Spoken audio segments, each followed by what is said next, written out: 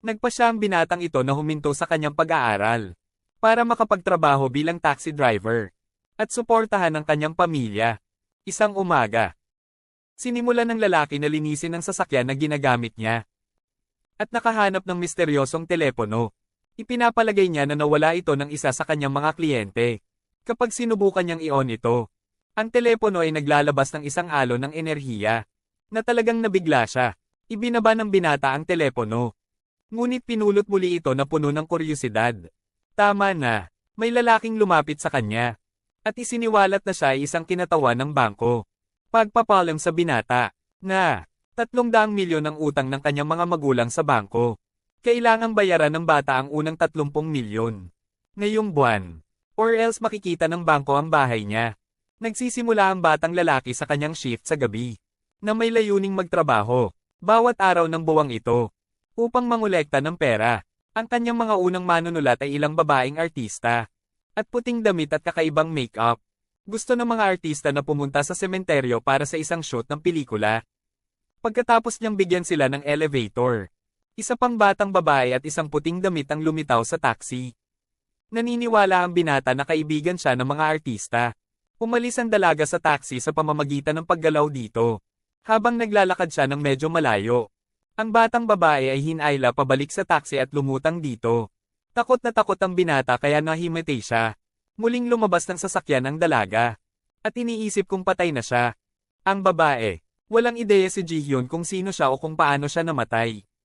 Nagising ng mga binata kinaumagahan. Pero nasa taxi pa rin ang dalaga. Tumakbo ang bata habang sinusundan siya ni Jihyun. Ngunit hinayla siya pabalik sa kotse. Natatakot ang binata na bumalik sa sasakyan. Kapag lumitaw ang isang opisyal ng trapiko, magalang na hiniling sa kanya ng bata na suriin kung may tao sa taxi. Dahil walang nakikita ang opisyal, ang mga kabataang lalaki ay bumalik dito upang makita muli ang multo. May maikling usapan silang dalawa. Tinanong niya ang bata kung pinatay siya nito gamit ang kanyang taxi. At iyon ang dahilan kung bakit siya nakulong dito. Sa totoo lang, may nakita siyang dugo sa backseat. Gayunpaman, pinatunayan sa kanya ng lalaki na peke ang dugo. And it was spilled by the actresses kagabi. Gusto ng lalaki na paalisan ang babae. Ngunit hindi siya makakalayo. Tila, may limitasyon at palagi siyang lumulutang pabalik sa sasakyan. Ano man ang kaso, kailangan pang kumita ng pera ang mga kabataang lalaki. Bumalik siya sa trabaho ngunit may isang problema. Nagkakasakit ang kanyang mga kliyente sa harapan ng multo. At ayaw nilang sumakay sa kanya. Kinumbinsi ng isang cute na multo ang mga binata na tulungan siya. So gumawa siya ng sketch sa kanya. At multo sa pinakamalapit na police station. Nagtatanong kung may kilala silang babae. Parang yung nasa drawing. Nasangkot sa isang aksidente sa sasakyan. Kapag sinabi ng mga binata sa opisyal na maaaring ang babae, kahit saan sa pagitan ng 24 na taong gulang. Sinubukan ni Jihyun na tingnan ang sarili sa salamin. Pero wala siyang reflection. Since multo siya, magmumura ako. Ilang homicide. Gumagawa ng kaso ang mga detective na may kinalaman kay Jihyun. Mamayang gabi, ipinarada ng mga kabataang lalaki ang taxi palayo sa kanyang bahay. To make sure na hindi siya masusundan ng multo. Kanyang lola, hinihintay siya ni Bonya. At dumiretso ang bata sa kanyang mga bisig. After the weird experience na naranasan niya ngayon. Habang natutulog, may kakaibang panaginip ang mga kabataang lalaki. Nakita niya si Jihang na lumulutang sa ibabaw niya na sumisigaw siya at natatakot. Pero ginigising siya ng lola niya. At napagtanto niyang umaga na. Gusto ni Bonsha na bigyan siya ng elevator. At kinukumbinsi siya ng alaki na umupo sa likuran. Biglang nakaramdam ng sakit si Bonsha. Shihi at nakikipag-usap din sa mga kabataang lalaki na nagpapawala sa kanya ng konsentrasyon. At imaneho ang kotse sa ilang basura. Matapos ihatid ang kanyang lola. Dinala ang lalaki ang kotse sa isang templo o 2 pari ang nagsasagawa ng ritual upang linisin ang sasakyan ng anumang masamang enerhiya. Gayunpaman, nandoon pa rin ang multo. Nang gabing iyon, sinundo ng lalaki ang doktor sa kanyang taxi at nagmaneho papunta sa ospital. Walang negatibong epekto ang doktor sa presensya ng multo sa ospital. Paggunita ng mga binata kung paano sinubukan ng doktor na iligtas ang buhay ng kanyang ina. Noong naaksidente siya, the boy even treats na may ilang juice para ipakita at kung gaano siya nagpapasalamat sa kanyang tulong. Pauwi na. Bumisita ang bata sa isang forum para magtanong tungkol sa mga multo. Isang user na tinatawag na Flower Medium ang tumugon. At sinasabing bukas ang mga tarangkahan. At ang mga multo ay dumadaloy sa mundo. Kinabukasan ay bumalik sa trabaho ang lalaki. Sa isang punto, nakita niya ang isang lalaki na sumenya sa kanya na huminto. Nakakagulat. Nakikita ng lalaking ito si Chihyun at ang binata. Dinala ng bata ang multo sa isang liblib na lugar. Para makipag-usap sa kanila. Nakipagtalo si Chihyun sa ibang multo na lampas sa karbon. Sinasabi sa kanya na siya ang unang nakahanap ng mga binata.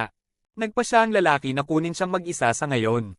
Ngunit kapag sinubukan niyang kunin ang isang tunay na tao, hindi man lang makapasok sa taxi ang lalaki. Dahil nagsisimula ng sumakit ang kanyang katawan. Nang gabing iyon, tinitigan ng mga binata ang larawan ng kanyang namatay na ina. Iniisip kung ano ang dapat niyang gawin. Sa susunod na araw, balak niyang ibenta ang kanyang taxi at bumili ng bagong sasakyan. Ngunit iyon ay hanggang sa lumitaw ang ikatlong multo at sinabi kay G. Hang may golden jewelry siya. Sa likod ng kanyang sarili. Dating sasakyan. Ang multo ay nangangailangan ng tulong. Upang ihatid ang mga alahas sa kanyang anak na babae at asawa. Tinutulungan siya ng binata niyan. At ang tao ay nakakamit ng catharsis. Paggawa ng lead mula sa mundong ito sa susunod. Once na ginawa niya, binibigyan ng kanyang anak na babae ang binata ng gintong singsing. Ginagantimpalaan siya sa pagpayag niyang makita ang kanyang ama. Sa huling pagkakataon, pabalik sa taxi, tinanong ni Bianca kung matutulungan din nila siya. Sa totoo lang, kaya niyang bayaran ang mga ito para sa kanilang tulong. Dahil may tinatago siya, purong ginto sa bahay na dati niyang tinitirhan. Maaari niyang gabayan ang lalaki upang mahanap ito at panatilihin ito. Si Heian ay may naisip na ideya. Sinasabi na maaari silang maging isang taxi. Para sa mga multo, kung mababayaran sila ng mga multo kahit papaano, maaari nilang pagbigyan ng kanyang mga kagustuhan. At tulungan silang tumalon sa susunod na mundo. Naniniwala ang mga kabataang lalaki na maaari nilang subukan ito. Nagsimulang iparating ni Bianca na namatay siya sa isang aksidente sa trabaho. Isang buwan pagkatapos niyang ikasal sa mahal niya sa buhay. Hinahatid siya ng mga binata pauwi. O Bianca, sinabi sa kanya na nangako siya sa kanyang asawa. Maglalagay siya ng bathtub para sa kanya. Ngunit hindi siya nagkaroon ng pagkakataong gawin ito. Nang makita ng binata ang asawa ni Cole na naglalakad, may pagbabago siya ng puso. Ipinahayag niya na ito ay isang kaila-hilakbot na ideya at itinaboy si Chihyun. Nang gabing iyon, nagsisimula na silang magtalo kung ano ang dapat nilang gawin. Ngunit sila ay nag-ambala ng banja. Ang lola, sinasabi sa lalaki na ang lababo ay tumutulo muli. Kaya ang bata ay nagpatuloy sa pag-aayos nito habang ginagawa niya ito. Naaalala niya ang mga nakaraang alaala ng kanyang ina. Pagpapaligo sa kanya, sabay-sabay, Chihyun gumagala sa bahay. At pinagmamasdan ng mga larawan ng lalaki kasama ang kanyang pamilya. Nakakatakot ang pakiramdam niya dahil lahat ng tao ay may kwento. Habang wala siyang alaala sa kanyang nakaraan. Isinasaalang-alang ang kanyang masasayang alaala.